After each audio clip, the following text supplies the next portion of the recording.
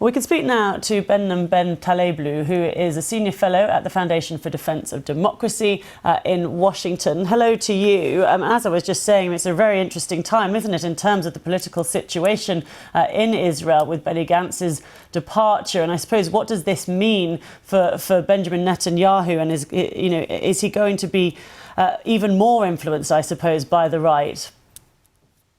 Well, it's a pleasure to be with you. Right now, it's very much an open question. The resignation of Benny Gantz, as you know, was really foreshadowed or telegraphed with the warnings he had issued ever since there was a unity government in the aftermath of the October 7 terror attack.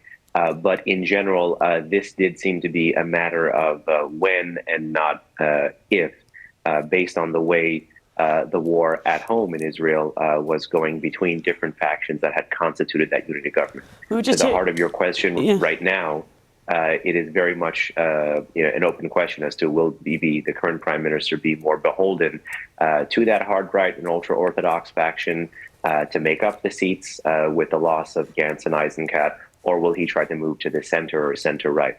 I mean, we were just hearing from Antony Blinken there saying that the only party who's not said yes to this ceasefire deal is Hamas. But we are also hearing from our correspondent earlier, Hugo Bachega, was saying that there are members of the cabinet who are saying that they would not be supportive. They would resign if he was to say yes to this ceasefire deal.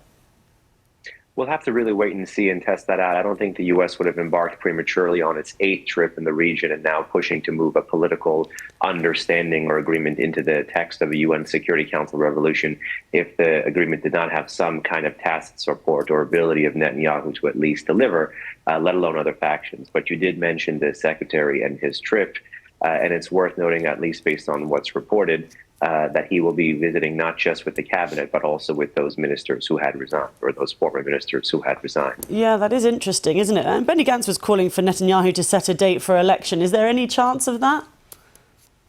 In my view, it's still very unclear, very fragile, but very fast-moving.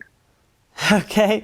It's certainly a very interesting time, isn't it, in terms of what could be achieved. I suppose in terms of the US and its ability to put even more pressure on, there is still a long way that it could go, isn't it? Do you expect to see the US get any stronger in terms of it putting pressure on?